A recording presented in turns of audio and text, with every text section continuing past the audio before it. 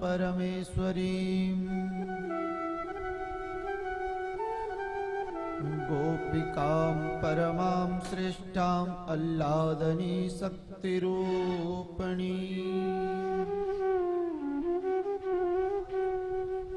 श्री वृषभान कुमार के पद वंदों कर जोर जे निज बासर उर्धरे ब्रज वस नंद किशोर बंदों राधा पद कमल अमल सकल सुख धाम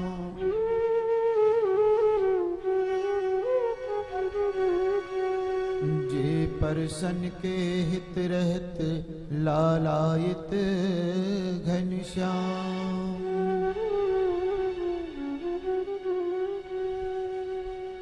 ओ बाबा के लाडले नटवर नंद किशोर जल्दी दर्शन दीजियो मेरे चित्त के चोर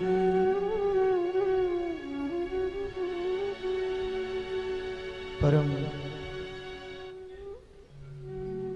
मंगल में जगत पिता जगदीश्वर अखिल ब्रह्मांड नायक जगत पिता जगदीश्वर की जिनका स्वरूप भागवत महापुराण में समाहित है उनको प्रणाम करते हैं। ग्राम देवता, स्थान देवता, नगर देवता सभी को कोटि कोटि नमन। वो अपना स्थान ग्रहण करें। श्रद्धा और विश्वास के स्वरूप मां पार्वती और भोले बाबा वो अपना स्थान ग्रहण करें। कथा को निरंतर रसपान करने वाले हनुमंत लाल के चरणों में कोटि कोटि नमन। वो अपना स्थान ग्रहण करें।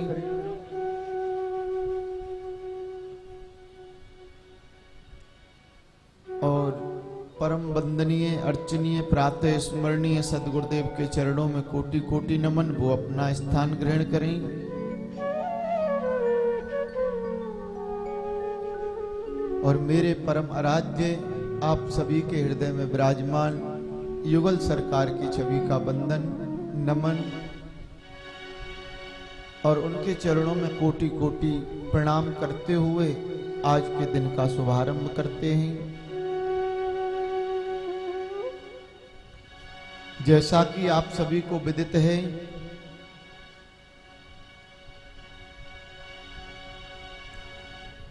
कि भगवान की मंगलमय कथा में जब हम प्रवेश करते हैं तो सबसे पहले भगवान का नाम लिया जाता है।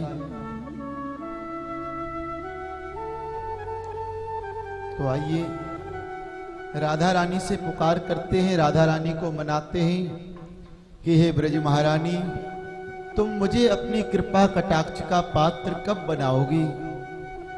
मुझ पर भी अपनी करुणामयी दृष्टि बरसाओ ना। तो आइए जिन भक्तों को स्तुति पत्र का प्राप्त नहीं हुई वो स्तुति पत्र का ले लें और हमारे साथ में राधा कृपा कटाक्ष का बड़े भाव से आप सभी गान करेंगे। मुनीन्द्र वृंद वंदिते त्रिलोक शोक हारिणी प्रसन्न वक्त्र पंकजे निकुंज भूविलासिनी ब्रजेन्द्र भानुनंदने ब्रजेन्द्र सूनु संगते कलाकरी कृपा कटाक्ष भाजनौ कदा करीश से हमा कृपा कटाक्ष भाजनौ कदा करीश से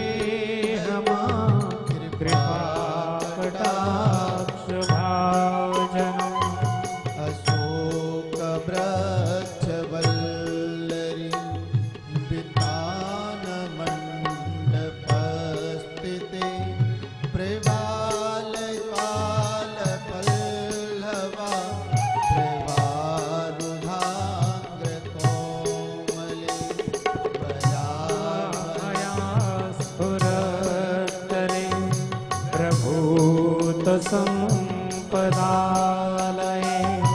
कदा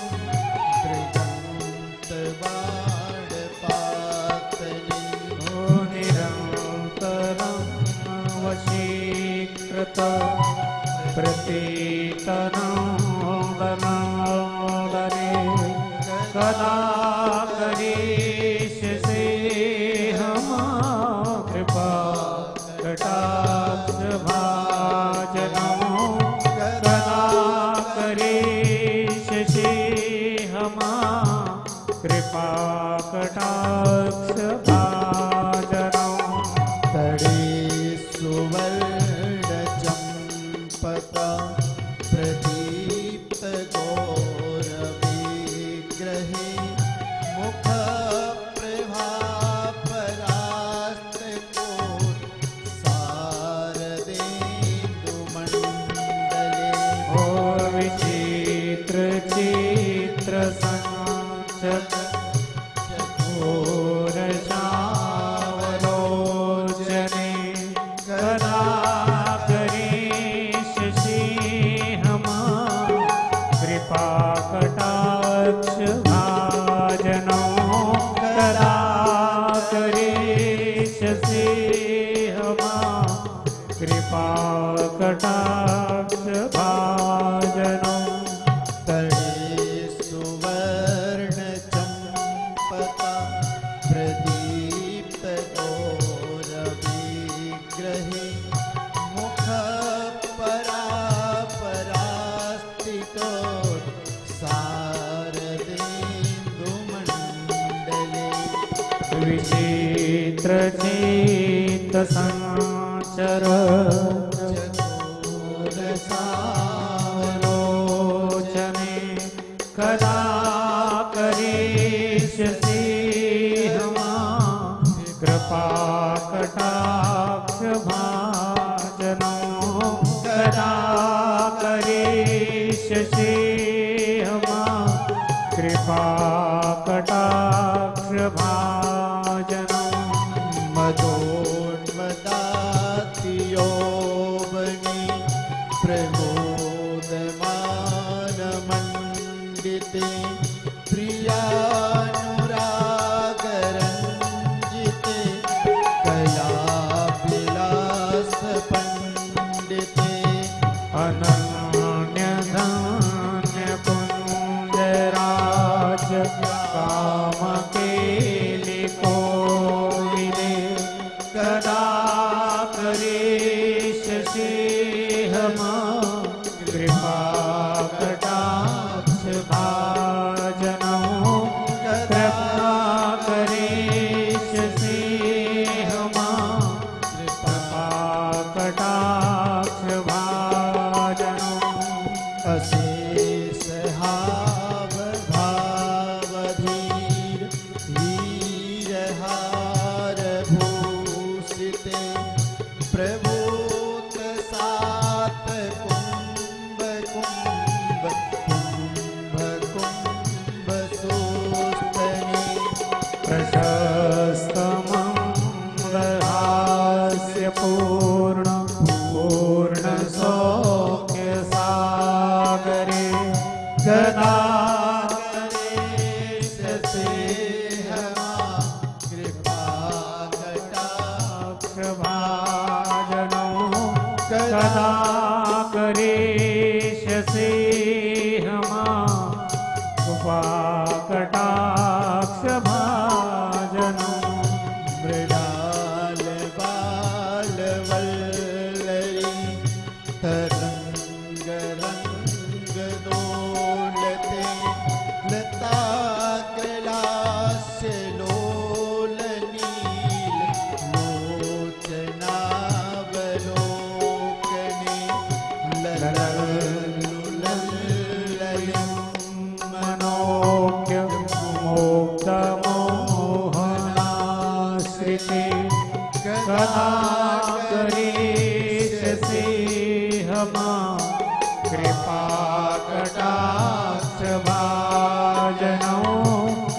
कदा करेश से हमा कृपा कटाक्ष भाजनम कदा करीश से हमा कृपा कटाक्ष भाजनम कदा करेश से हमा कृपा कटाक्ष भाजनम।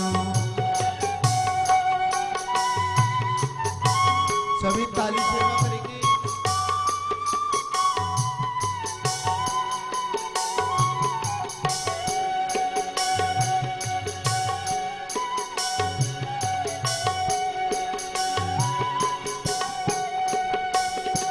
सुवर्ण मालिका चिते रेखकं भूकंठगे त्रसूत्र मंगली गुणा त्रिरत्नदीप्त दीधिति सलोलनीलकुंतल प्रसूनगुंजगुंफिते कदा करेश से हवा कृपा कटाक्ष भाजन ओ कदा करेश से हमा कृपा कटाक्ष भाजनम नितंब बिंबलंबमान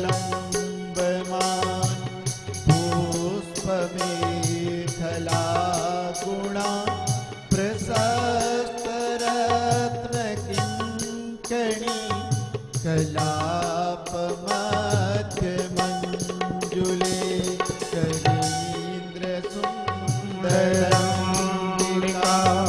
वरोह सौभगौरुके कदा करेश से हमा कृपा कटाक्ष भाजनमो कदा करेश से हमा कृपा कटाक्ष भाजनमो अनेक मंत्रनाद मंजु नूपुरा वसतिलक समाज राज हंस वंश निखवणाति गौरवे विलोल हेमवल्लरी विडारे चारुचक्रमे कदा करेश से हमा कृपा कटाक्ष भाजनमो कदा करेश से हमा कृपा कटाक्ष भाजनमो अनंत कोटि विष्णु लोक नम्र पद्मजार्चिते हिमाद्रिजा पुलोमजा विरिञ्चिजा वरप्रदे अपार से वृद्धिरेक संपदा गुलीन के कदा करेश से हमा कृपा कटाक्ष भाजनमो कदा करेश से हमा कृपा कटाक्ष भाजनमो शनि क्रियेश्वरी स्वधेश्वरी सुरेश्वरी त्रिलोकहारेश्वरी प्रमाण शासनेश्वरी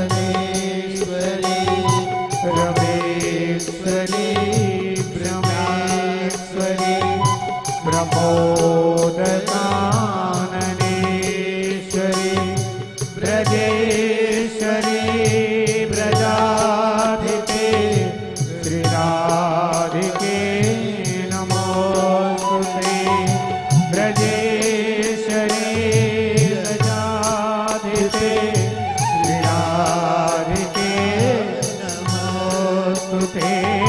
सदा करीश से हमा कृपा कटाक्ष भाजनों सदा करीश से हमा कृपा कटाक्ष भाजनों सदा करीश से हमा कृपा कटाक्ष भाजनों सदा श्री राधा सदा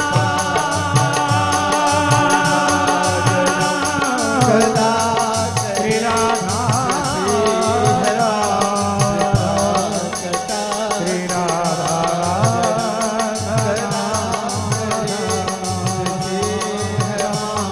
कृपा कटाक्ष भाजनों कृपा कटाक्ष भाजनों कृपा कटाक्ष भाजनों कदा करीस सी है मां कृपा कटाक्ष भाजनम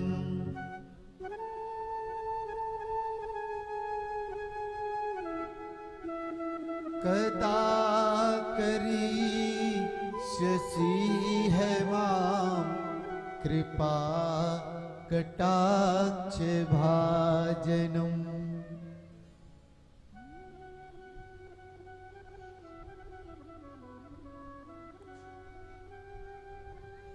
राधा कृपा कटाक्ष का आप सभी ने पाठ किया।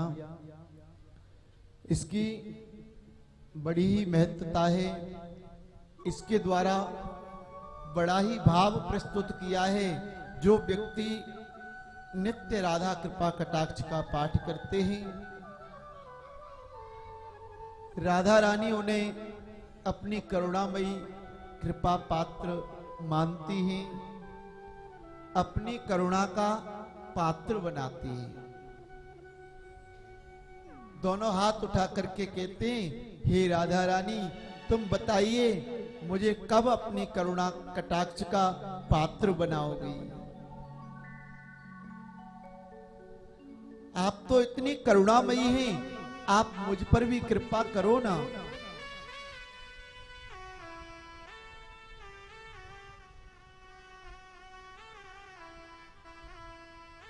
तो आइए, कल आपने कथा में श्रवण किया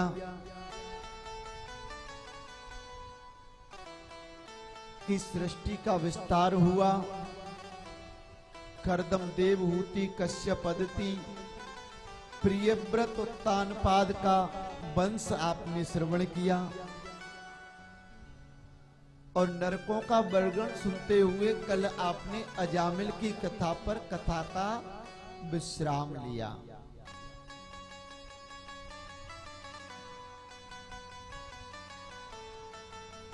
तो आज जैसे ही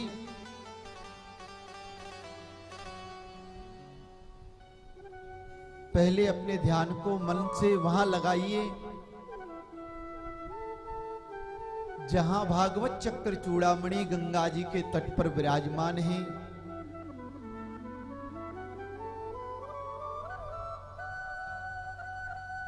और राजन परीक्षित को कथा श्रवण करवा रहे हैं।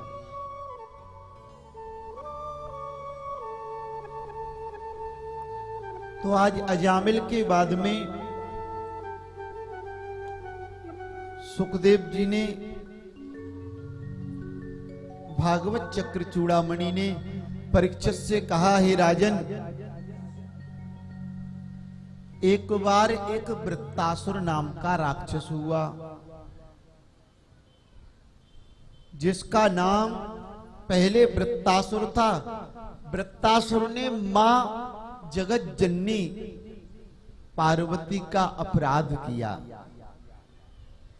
क्योंकि वृत्तासुर जैसे आकाश मंडल में उड़ता जा रहा था तो मां पार्वती भोले बाबा के साथ विहार कर रही थी। उनको देख करके उनको आज जोर जोर से हंसी आई। तो मां पार्वती ने राक्षस होने का श्राप दिया और वही वृत्तासुर दूसरे जन्म में जाकर के चित्रकेतु बना, यानी चित्रकेतु को श्राप दिया, वो दूसरे जन्म में वृत्तासुर के रूप में जन्म लिया।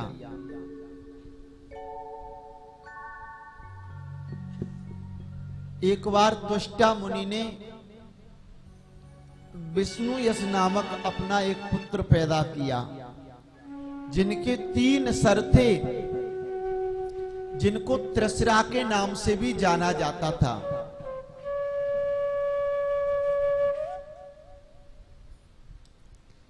इंद्र ने जैसे ही आज विष्णु यश ने तपस्या की,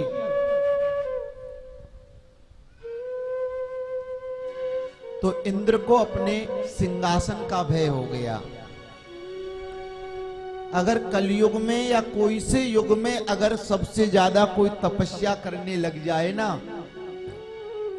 तो सबसे पहले सिंहासन इंद्र का हिल जाता है, उसको भय रहता है। तो उसने आज एक बढ़ई का सहारा लेकर के और उस विष्णु यश नामक ब्राह्मण के 3 सिरों का छेदन किया। 3 सिरों से 3 प्रकार के पक्षी पैदा हुए।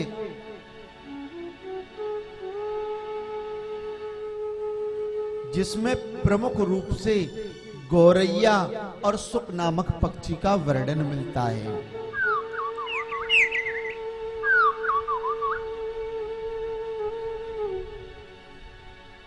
इसके बाद में त्वष्टा मुनि ने पुत्र पैदा किया, जिसका नाम हुआ वृत्तासुर। जाओ भैया, इंद्र ने तुम्हारे भाई को मार दिया, तुम उनसे बदला ले लीजिए। और वृत्तासुर ने समस्त 3 लोकों में हाहाकार मचा दिया, कोई उनको नहीं मार पाए।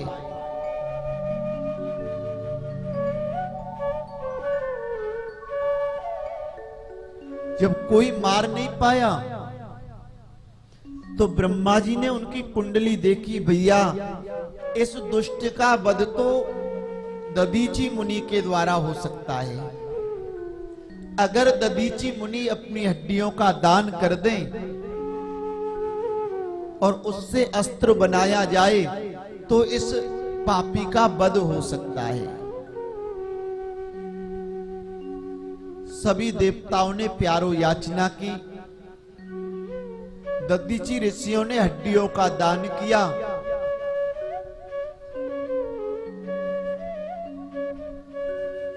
और देखिए, दधीची ऋषि के बारे में बताया है कि धर्म की खातिर,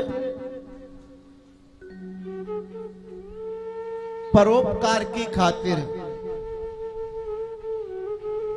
अपने प्राणों को छोड़ने का संकल्प ले लिया, अपने प्राणों की आहुति दे दी।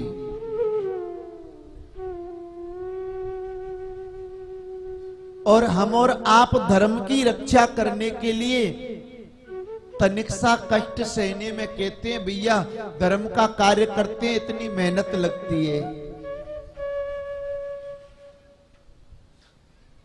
प्रेम से बोलिए राधे।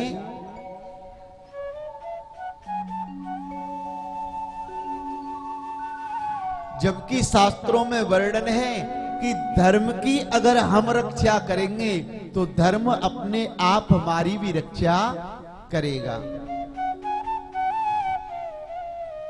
धर्मो रक्षति रक्षता, धर्म को की हम रक्षा करेंगे तो धर्म हमारी रक्षा करेगा। अरे धर्म के पीछे उनको देखिए, गोस्वामी जी ने 3 व्यक्तियों का नाम लिया। सेबो ददीच हरिचंद नरेसा, सहे धर्म हित कोटि कलेसा। कोटि कहते हैं धर्म के पीछे करोड़ों प्रकार के कष्ट सहे, लेकिन उन व्यक्तियों ने कभी धर्म को नहीं छोड़ा।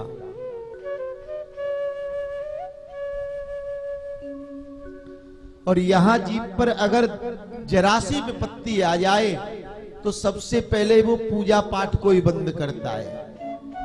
प्रेम से बोलिए राधे। अगर कष्ट पड़े तो कहता है इतनी पूजा पाठ करते, इतनी कथा करते, इतना धर्म करते, अरे भैया ठाकुर जी हमको इतना कष्ट दे रहे हैं। हमारी कष्ट सहने की क्षमता धर्म के प्रति इतनी सी भी नहीं है, जरा सी विपत्ति से हम अपने मार्ग को बदल लेते हैं।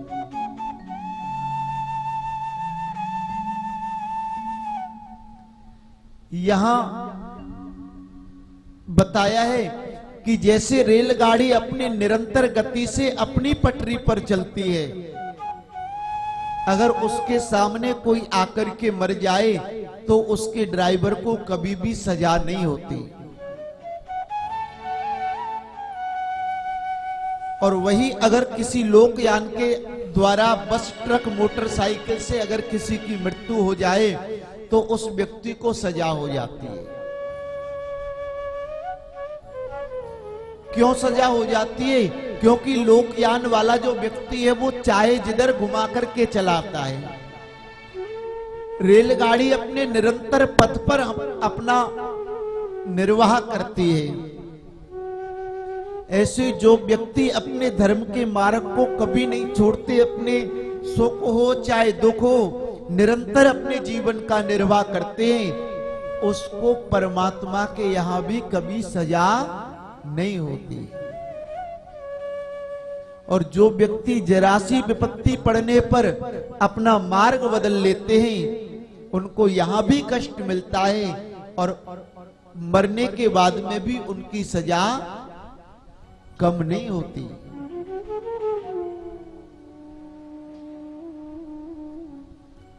इसलिए धर्म के मार्ग को कभी भी नहीं छोड़ना चाहिए। आज दतीची ऋषि ने अपनी हड्डियों का दान किया, उससे वज्र बनाया और उस वज्र के द्वारा आज वृत्तासुर का वध हुआ। लेकिन प्यारो, जैसे वृत्तासुर का वध हुआ, आज इंद्र को ब्रह्म हत्या का श्राप लग गया।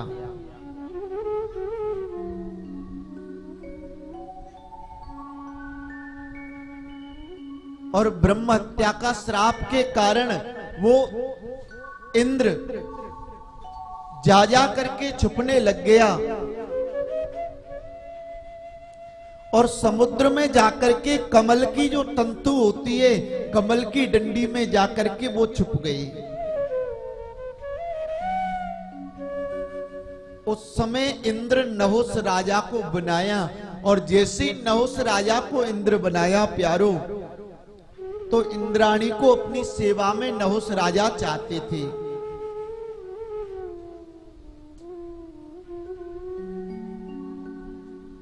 इंद्राणी ने कहा, मेरा पति अभी मरा नहीं है, मैंने मेरे पति की अंत्येष्टि नहीं की है, मैं आपकी सेवा में नहीं आ सकती, मैं पतिव्रता हूं। दौड़ करके गुरुजी की शरण में गई। और सबसे अच्छी बात यह है प्यारो, शास्त्रों के अनुसार, शास्त्रों में जैसा वर्णन है, अगर हम पर कष्ट पड़े, अगर हम पर विपत्ति आए, या हम निर्णय नहीं कर पाए कि हमको आगे क्या करना है, तो आज जैसे इंद्राणी दौड़ करके देवताओं के गुरु बृहस्पति के पास गई, महाराज दशरथ दौड़ करके अपने गुरुजी के पास गए। निज दुख गिर सब गुरई सुनावा, यानी अपने दुख सुख की बात, अपने कष्ट की बात हमें अपने गुरु से करनी चाहिए। शंका का समाधान गुरुजी के द्वारा करना चाहिए, उनसे जैसा मार्गदर्शन मिले। तो बृहस्पति ने कहा, बेटा आप एक काम करो,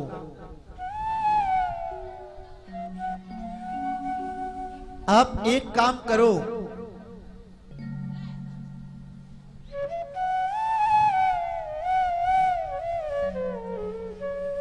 कि जाओ नहुस राजा से कह दो कि वो ब्राह्मण से पालकी डुला करके और उसमें बैठ करके अगर आए तो मैं आपको स्वीकार कर लूंगी, और जो ब्राह्मणों के सर पर बैठ करके अगर क्षत्रिय आएगा तो उसका स्वतः ही नाश हो जाएगा।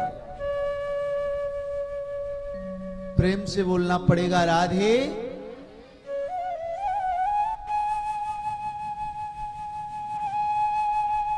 और देखिए प्यारो, जैसे ही आज नियम बताया और ब्राह्मणों के ऊपर जैसे ही बैठ करके वो क्षत्रिय राजा आया,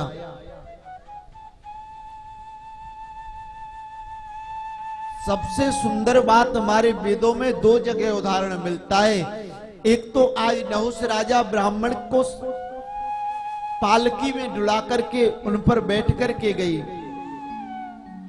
सबसे अच्छी बात है कि ब्राह्मण हमको क्षत्रिय को दिखाई देते ही ब्राह्मण से पहले क्षत्रिय को नमस्कार कर देनी चाहिए।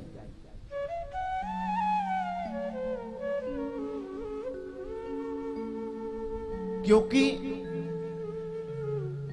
वो क्षत्रिय क्षत्रिय नहीं होता जो ब्राह्मण को अपने सामने झुकाए, और वो ब्राह्मण भी ब्राह्मण नहीं होता जो क्षत्रिय के सामने झुक जाए। जब हनुमान जी राम जी से मिलने आए तो सबसे पहले ब्राह्मण का रूप धारण करके आए। सुग्रीव के यहां से गए ना तो ब्राह्मण का रूप बना कर गए, और जैसे ही पहले राम जी को हनुमान जी ने प्रणाम किया तो राम जी ने कह दिया, भैया आप ब्राह्मण नहीं हो सकते, बताइए आप कौन हो।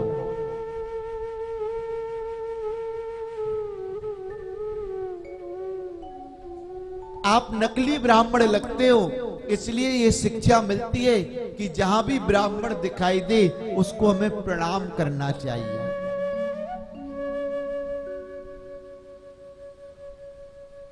चाहे वो कितना भी अवगुणों से भरा हो, ब्राह्मण के अवगुण गुणों से आपको मतलब नहीं, आपको प्रणाम करने से मतलब है। आज जैसे नहुस को ले जा करके बृहस्पति जी महाराज आज समुद्र के किनारे गए और इंद्र को योग दृष्टि से देख करके समुद्र से बाहर निकाला,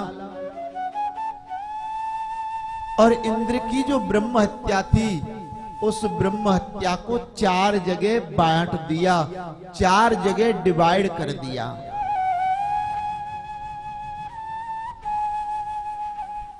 जिस जमीन में कभी पैदावार नहीं होती, जिस जमीन में कभी बीज अंकुरित नहीं होता, वो ऊसर भूमि ब्रह्म हत्या का स्वरूप बताया है।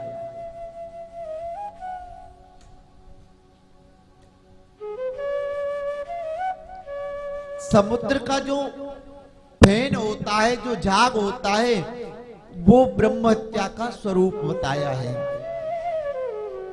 एक भाग समुद्र को दे दिया, एक भाग भूमि को दे दिया, एक भाग पेड़ों को दे दिया। जो पेड़ों से गोंद निकलता है वो ब्रह्म हत्या का स्वरूप है।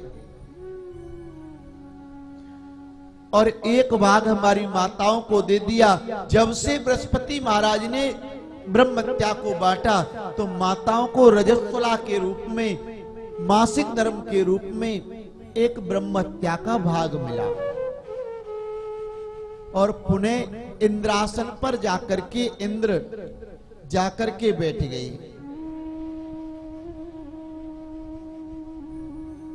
प्रेम से बोलिए राधे। तो आज ब्रह्म हत्या का स्वरूप हुआ। आज यहां पर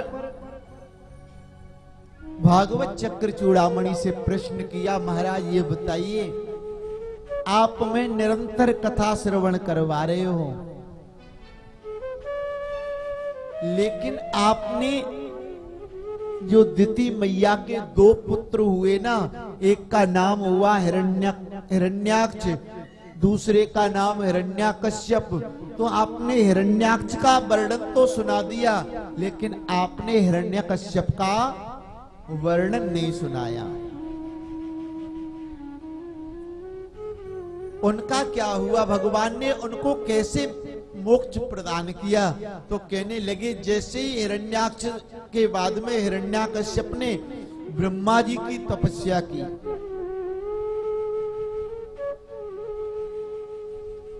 जैसे ब्रह्मा जी की तपस्या की और ब्रह्मा जी से वरदान मांगा कि मुझे अजर अमर कर दीजिए, ब्रह्मा जी कहने लगे भैया ये मृत्यु लोक है जहां तुम्हारा जन्म हुआ है। मृत्यु लोक पर जो व्यक्ति जीव जन्म लेता है उसे मृत्यु को स्वीकार करना पड़ता है।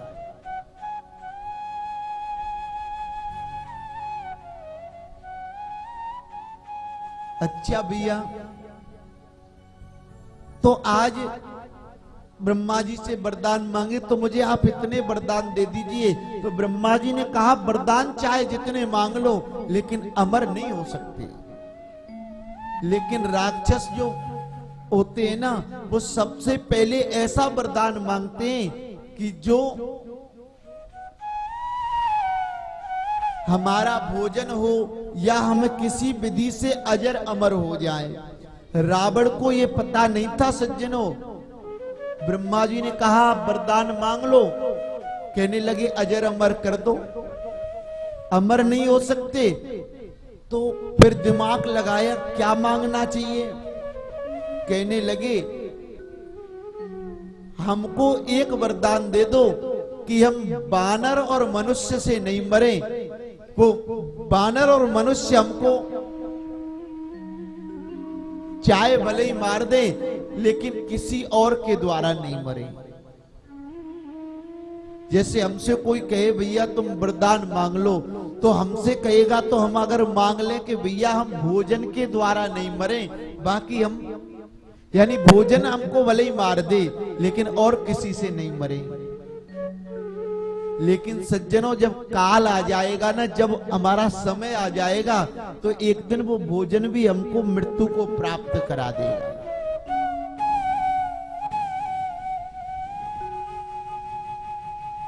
आज इतने वरदान मांगे, वरदानों की झड़ी लगा दी।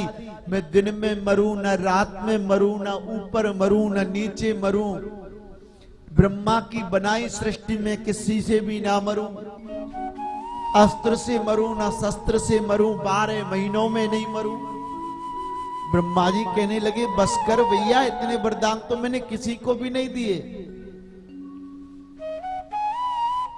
अब उसने समझा मैं तो अमर हो गया, मैं तो अमर हो गया।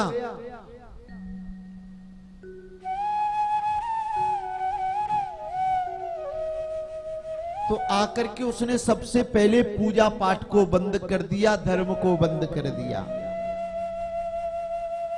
और आज प्यारो देखिए धर्म की वो स्थिति है,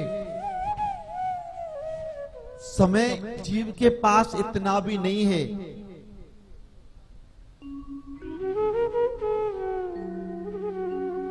एक सुंदर बात हम शाम को एक बता रहे थे, हमारे राजकुमार भैया से बात हो रही थी तो कि आजकल का जो समय है ना, आजकल चाहे पैसे ले लो, पूजा पाठ चाहे पंडित जी कर दो, लेकिन हमारे पास समय नहीं है भैया। तुम कर दीजिए, तुम पैसा ले लो, लेकिन हम पूजा में नहीं बैठेंगे। आजकल तो बहुत से ऐसे अनुष्ठान करवाते हैं, महाराज जी हम पैसा डाल रहे हैं अकाउंट में, तुम हमारा अनुष्ठान कर देना। अरे भैया तू एक दिन संकल्प नहीं करा सकता, पूजन नहीं करा सकता, तो तेरी पूजा कैसे सफल होगी। एक बार एक बुक बेचने वाले को, एक बार रामायण गीता बेचने वाले को एक नौकर की आवश्यकता पड़ी। ध्यान से सुनना, यानी उसकी वेद बेचने की दुकान थी तो उसको नौकर की आवश्यकता पड़ी। पहला नौकर चला गया, अब कोई नहीं आया तो एक व्यक्ति जो तोतला था, उसका मतलब एक्सप्रेशन पहले आ जाता था, वर्ड बाद में निकलता था। अब वो शाम को आया कि आप मुझे रख लो। बोला आप रामायण बेच दोगे? मैं बेच दूंगा। मालिक कहने लगा भैया तुझे अपने आप को तो बेचा नहीं जा रहा, तू रामायण को कैसे बेचेगा? मैं बेच दूंगा। अब कोई व्यक्ति ऐसे होते हैं ना जो भगवान ना करे ऐसा जन्म मिले, लेकिन इनमें एक गुण ज्यादा पाया जाता है। जैसे रामायण में बताया है, काने खोरे कुबरे कुटिल कुजाती जान। इनमें किसी किसी में आत्मविश्वास सबसे ज्यादा पाया जाता है। उसको ये कॉन्फिडेंस था कि हाँ मैं बेच दूंगा। अब वो रामायण लिए और गया, सबसे जो नौकर उनके पास पहले रहे, आज पहले दिन ही सबसे ज्यादा बेच के आया। मालिक ने पूछा, भैया तू रामायण इतनी कैसे बेच आया? मेरी बात तो समझ में नहीं आई। कहने लगा, मैं लोगों के घर गया, मैंने बैल बजाई, जो भी घर से निकला मैंने कहा खरीदता है या सुनाना चालू कर दूं यहीं पर? तो सुनने को टाइम नहीं, भैया तू दे जा, हमें रख लेंगे वेद खरीद के घर में। तो सबने मुझसे खरीद ली, सुनने को कोई राजी नहीं हुआ, खरीदने को सब राजी हो गए।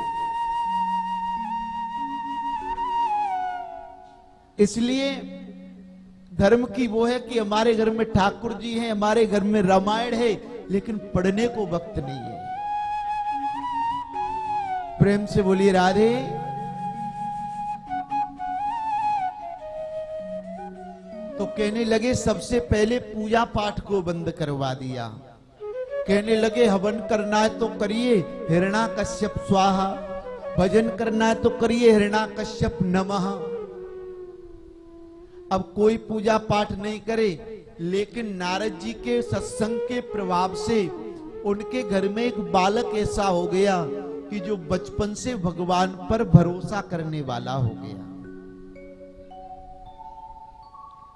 और हमको भी भगवान पर भरोसा करना चाहिए, कहना चाहिए प्रभु हमारा परिवार हम आपके ही भरोसे हैं। अपने आप को हमें प्रभुत्व नहीं बनना चाहिए कि नहीं हम हैं जो ही करेंगे, हम जो हैं वो ही कर पा रहे हैं। हमें प्रभु का शुक्रगुजार करना चाहिए। श्याम तेरे भरोसे मेरा परिवार है। सभी गाइए। श्याम तेरे भरोसे मेरा परिवार है। श्याम तेरे भरोसे मेरा परिवार है। श्याम तेरे भरोसे मेरा परिवार है। श्याम तेरे भरोसे मेरा परिवार है। बेसहारों का सहारा तेरा दरबार है। बेसहारों का सहारा तेरा दरबार है। बेसहारों का सहारा तेरा दरबार है। बेसहारों का सहारा तेरा दरबार है। श्याम तेरे भरोसे मेरा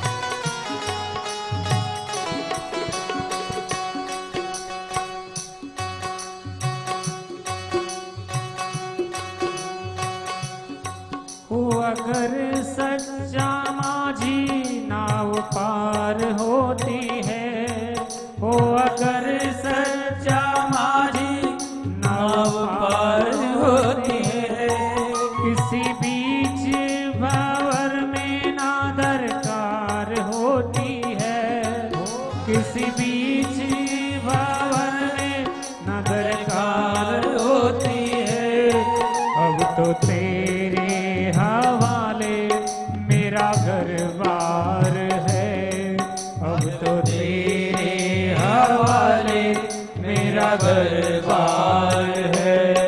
तू ही मेरी नाव का माझी, तू ही पतवार है। तू ही मेरी नाव का माझी, तू ही पतवार है। श्याम तेरे भरोसे मेरा परिवार है। श्याम तेरे भरोसे मेरा परिवार है। श्याम तेरे भरोसे मेरा परिवार है। श्याम तेरे भरोसे मेरा परिवार है। जय हो।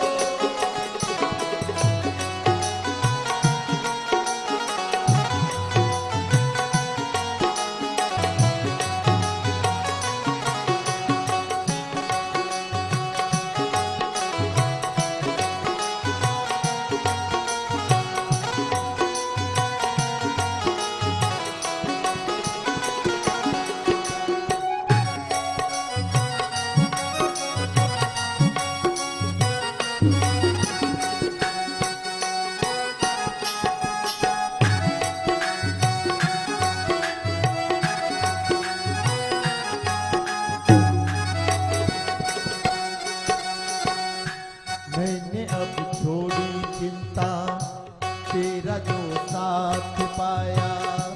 मैंने अब छोड़ी चिंता, तेरा जो साथ पाया। तुझको जब भी पुकारा, अपने ही साथ पाया। आया तुझको जब भी पुकारा, अपने ही साथ पाया। पूरा परिवार मेरा, पूरा परिवार मेरा तेरा कर्जदार है। श्याम तेरे भरोसे मेरा परिवार है। श्याम तेरे भरोसे मेरा परिवार है। तू ही मेरी नाव का माझी पतवार है। तू ही मेरी नाव का माझी, तू ही पतवार है। श्याम तेरे भरोसे मेरा परिवार है। श्याम तेरे भरोसे मेरा परिवार है। आइए पूरे हाथ ताली सेवा करते हुए जय हो।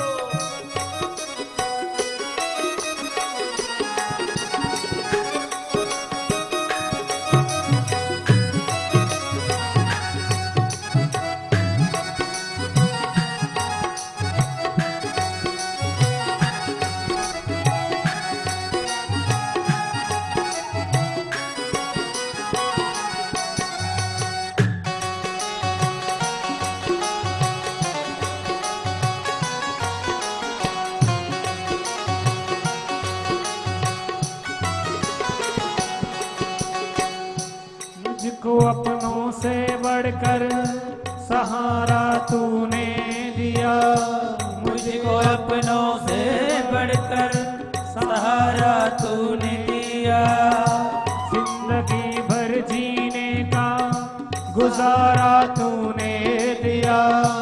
जिंदगी भर जीने का गुजारा तूने दिया।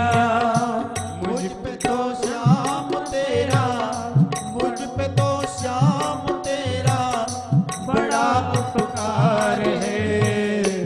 श्याम तेरे भरोसे मेरा परिवार है। श्याम तेरे भरोसे मेरा परिवार है। तू ही मेरी नाव का माझी, हो तू ही मेरी नाव का माझी, तू ही पतवार है। राधे तेरे भरोसे मेरा परिवार है। श्याम तेरे भरोसे मेरा परिवार है। उठाइए दोनों हाथ।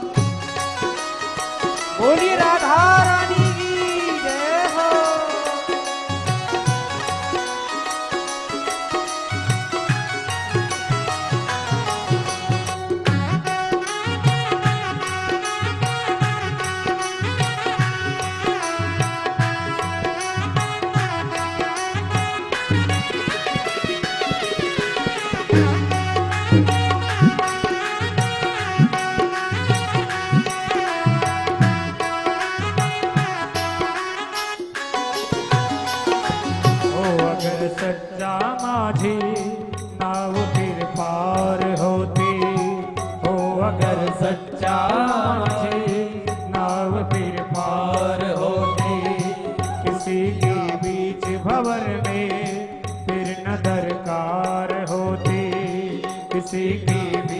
भंवर फिर न दरकार कार होते अब तो तेरे हवाले, ओ अब तो तेरे हवाले मेरा दरबार है। सब तेरे भरोसे मेरा परिवार है, सब तेरे भरोसे मेरा परिवार है। तू मेरी नाव का माझे, ओ तू ही मेरा नाव का माझी, तू ही पतवार है। सब तेरे भरोसे मेरा परिवार है, सब तेरे भरोसे मेरा परिवार है। सब तेरे भरोसे मेरा परिवार ही बोल, सब तेरे बोलो बोलो, भरोसे मेरा मेरा परिवार है। श्याम तेरे भरोसे मेरा परिवार है।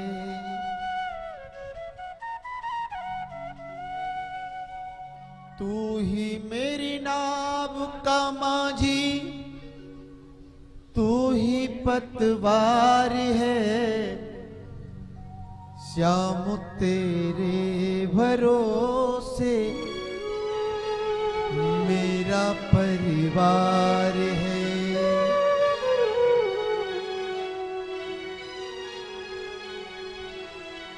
तो आज जैसे हिरण्याकश्यप के यहाँ प्रहलाद का जन्म हुआ,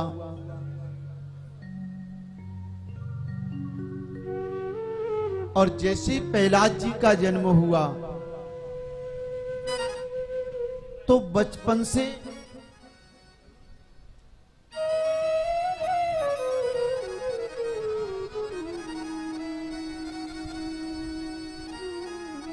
और प्रहलाद जी में नारद जी के सत्संग का बीज अंकुरित हो गया।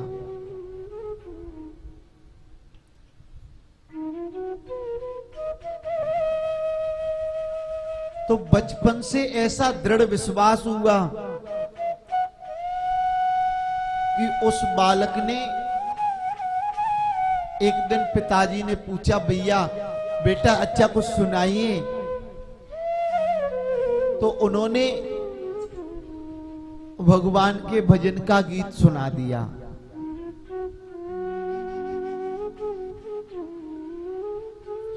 और सत्संग का तो ऐसा प्रभाव होता है प्यारो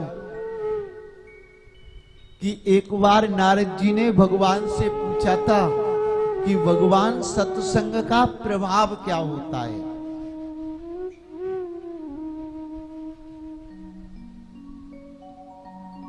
तो नारद जी से भगवान ने कहा, देखिए नारद जी, आप यहां से जंगल में चले जाइए और उस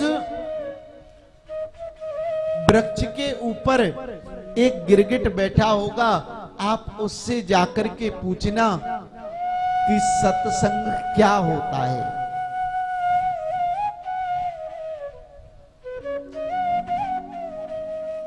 नारद जी गए, जैसे सत्संग के बारे में पूछा, सोई गिरगिट के प्राणांत प्राण पखेरु उड़ गए।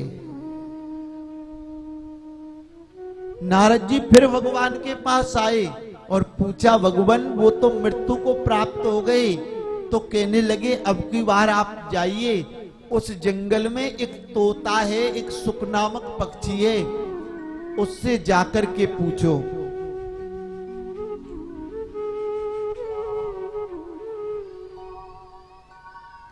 नारद जी ने जैसे ही सुख से जाकर के पूछा कि सत्संग क्या होता है, सत्संग का नाम सुनते ही उसका प्राणांत हो गया।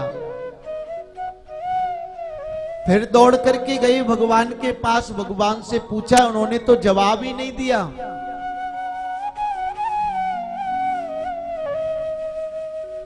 तो कहने लगे, जाइए उस नगर में जाइए और उस राजा का इकलौता एक बेटा है, राजकुमार है, आप उससे जाकर के पूछिए।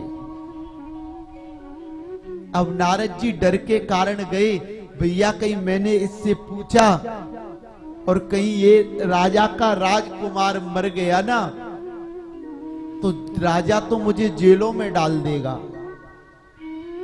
लेकिन सज्जनों, सबसे बड़ी बात यह है कि जैसे ही नारद जी ने पूछा भैया सत्संग क्या होता है, कहने लगे नारद जी, आपने जब गिरगिट से पूछा था, पूर्व जन्म में मैं गिरगिट था, सत्संग का नाम सुनते ही मैं दूसरे जन्म में सुक नामक पक्षी बन गया।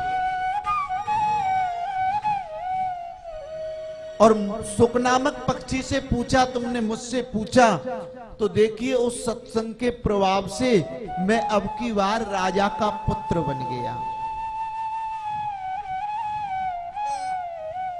तो सत्संग का ऐसा प्रभाव है कि सत्संग का तो बीज एक बार पढ़ना चाहिए, लेकिन सत्संगी की जो बात होती है ना, उसको समझ पाना बहुत कठिन होता है।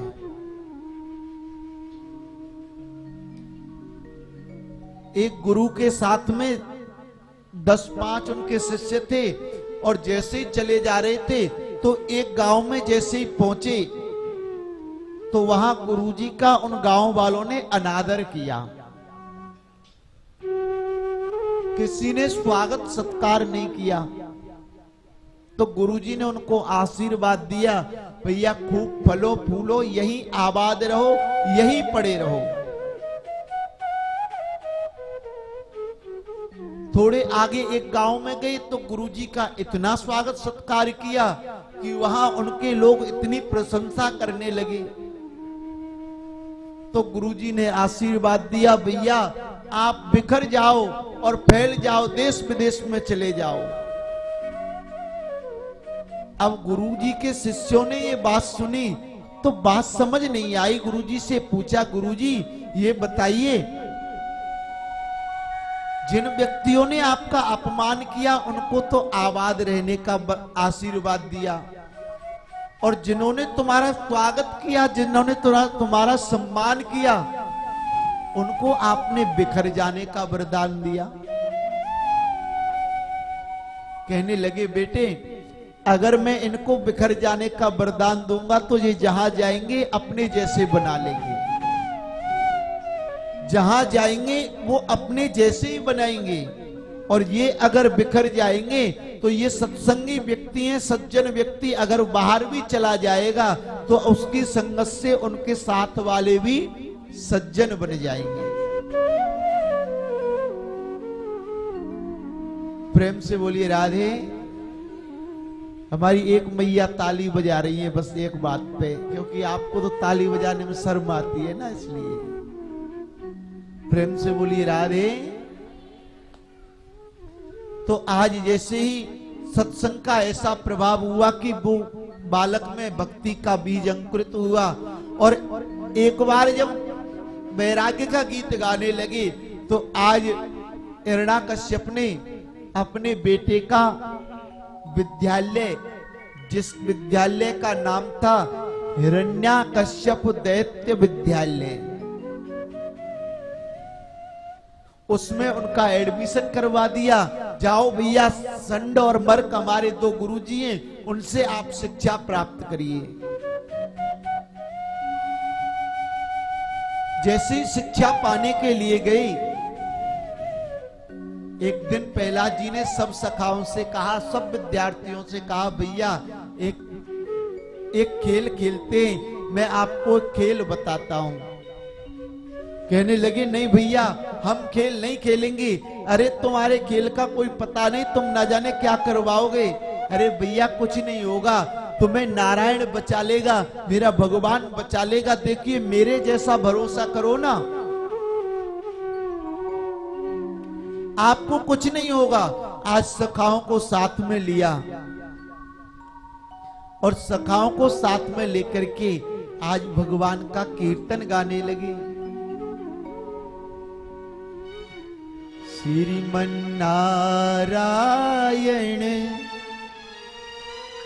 श्रीमन्नारायण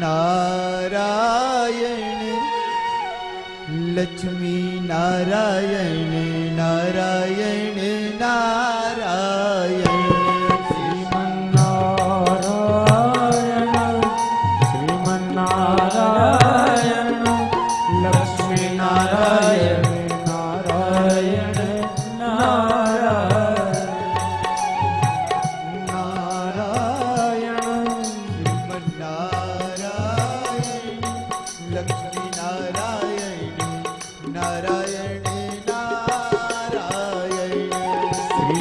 नारायण श्रीमन नारायण लक्ष्मी नारायण नारायण नारायण केशव नारायण बद्री नारायण केशव नारायण नारायण नारायण केशव नारायण बद्री नारायण केशव नारायण नारायण नारायण। आज जैसे ही और शिष्यों ने आज कीर्तन गाया, आप तो खैर नहीं गाएंगे, हम आपसे कहते हैं साथ साथ गाया करो, उसका बड़ा लाभ है। आज सभी शिष्य गाने लगे। जैसे गुरुजी को पता चला भैया ये तो मरवाएगा, अरे हिरण्याकश्यप के दुश्मन का नाम ले रहा है।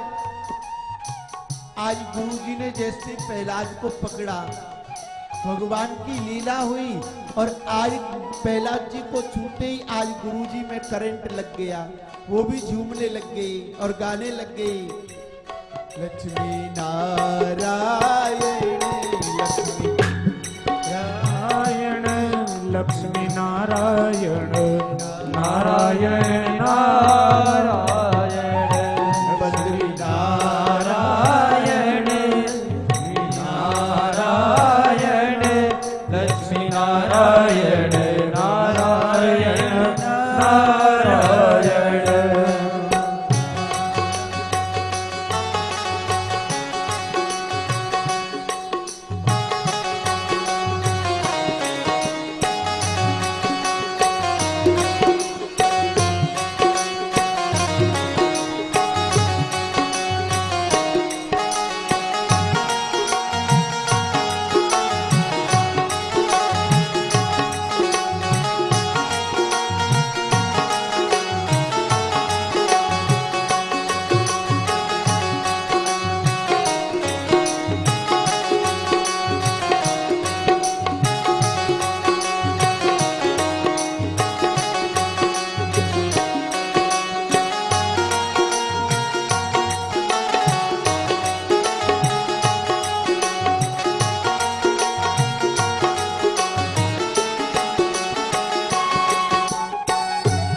और आज जैसे ही गुरुजी नाचने लगे और जैसे ही वो आवाज वो ध्वनि सुनाई दी हिरण्याकश्यप को, अरे भैया मेरे दुश्मन का नाम कौन ले रहा है।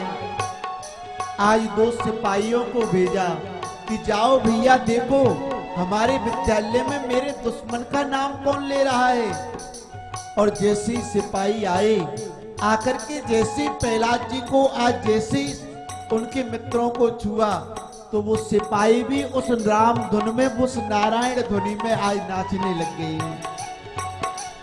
नारायण लक्ष्मी नारायण केशव नारायण नारायण नारायण लक्ष्मी नारायण लक्ष्मी नारायण केशव नारायण नारायण नारायण लक्ष्मी नारायण लक्ष्मी नारायण केशव नारायण नारायण।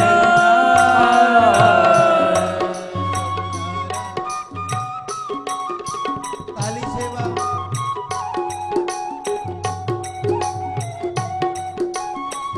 सिराह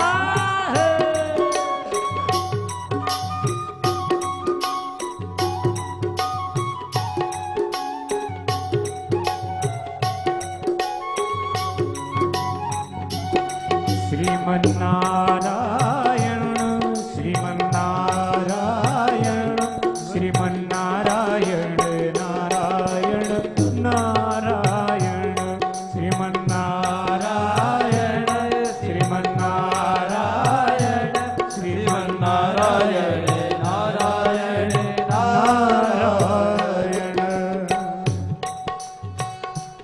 आज जैसे ही देखा अरे भैया सिपाहियों को भेजा, वो भी कहाँ गए, तब भी नाम ध्वनि बंद नहीं हुई। और आज जैसे हिरण्याकश्यप आया, जैसे हिरण्याकश्यप आया और जैसे देखा सब नाच रहे हैं, सभी नारायण ध्वनि में नाच रहे हैं। आप भी हाथ उठाइए ना, ऐसे नाचिए।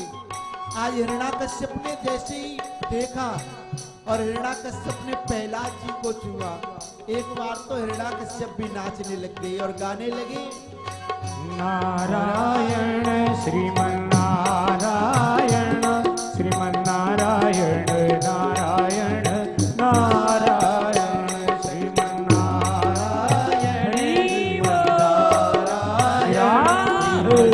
नारायण नारायण नारायण श्रीमन्नारायण श्रीमन्नारायण श्रीमन्नारायण नारायण नारायण श्रीमन्नारायण श्रीमन्नारायण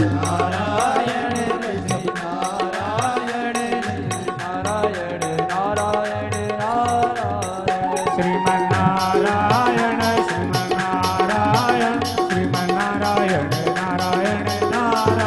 नारायण नारायण नारायण नारायण नारायण श्रीमन्नारायण नारायण नारायण श्रीमन्नारायण नारायण नारायण श्रीमन्नारायण नारायण नारायण श्रीमन्नारायण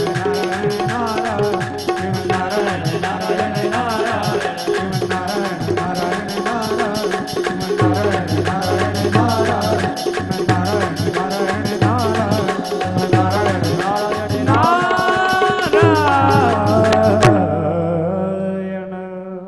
जैसे हिरण्याकश्यप को होश आया और खड़ग निकाल के जैसे ही प्रहार किया तो ही वो नारायण ध्वनि बंद हो गई।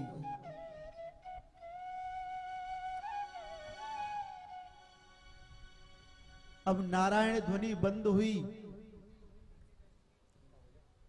जैसे ही नारायण ध्वनि आज बंद हुई और आज प्रहलाद को पकड़ा, सिपाहियों को दिया, भैया जाओ इसे मार डालो। आज प्रहलाद को पहाड़ों से गिराया, हाथियों से कुचलवाया, अपनी बहन होलिका को बुला करके उनके पास ऐसा वरदान था, ऐसा चीर था कि जिसे अगर होलिका ओढ़ लेती तो होलिका जलती नहीं थी।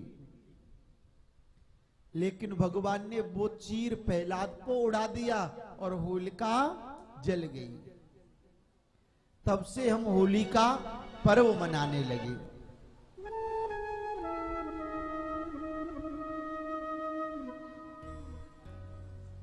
और वैसे शास्त्रों में वर्णन है प्यारो कि हिरण्याकश्यप ने तो भगवान से बैर किया। वैसे रामचरितमानस में गोस्वामी जी बताते हैं कि 10 व्यक्तियों से कभी बैर नहीं करना चाहिए। उन्होंने अपने मानस में लिखा है, शस्त्री जिसके पास अगर शस्त्र है और हमारे पास कोई शस्त्र नहीं है, उससे हमें कभी बैर नहीं करना चाहिए।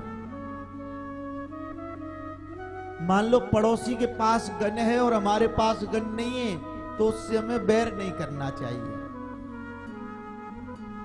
मर्मी जो व्यक्ति हमारे आंतरिक मर्म को जानता हो, प्रभु से तो कैसे भी बैर नहीं करना चाहिए। सठ मूर्ख से कभी बैर नहीं करना चाहिए और ज्यादा पैसे वाले से कम पैसे वाले को भी कभी बैर नहीं करना चाहिए। नहीं तो 4-6 लाख रुपए किसी को देगा, सुपारी तुम्हारे नाम की, सोई तुम्हारा गोविंदाय नमो नमा करवा देगा। प्रेम से बोलिए राधे। छठवां व्यक्ति बताया है वैद्य। वैद्य से कभी बैर नहीं करना चाहिए। अगर वैद्य से तुम्हारी दुश्मनी है, उसके पास चले गए तो ऐसा जहर का विष का इंजेक्शन लगाएगा कि तुम्हारा प्राणांत हो जाएगा। वैद्य बंदी भानस कभी गुनी। बंधु बांधवों से भानस कहते हैं रसोईया से, जो भोजन बनाने वाला हो। और हमारे घर में भोजन बनाने वाली कौन होती है? माताएं। तो इसलिए भैयाओं को कभी माताओं से बैर नहीं करना चाहिए। प्रेम से बोलिए राधे। बानस, कवि और गुणी इन व्यक्तियों से कभी बैर नहीं करना चाहिए। ये मैं नहीं कह रहा, ये रामचरितमानस में लिखा है।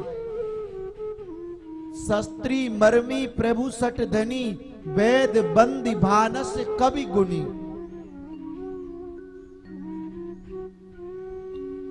ये अरण्य कांड में गोस्वामी जी ने वर्णन किया है, लेकिन यहां हिरण्याकश्यप ने प्रभु से बैर किया और जैसे ही प्रभु से बैर किया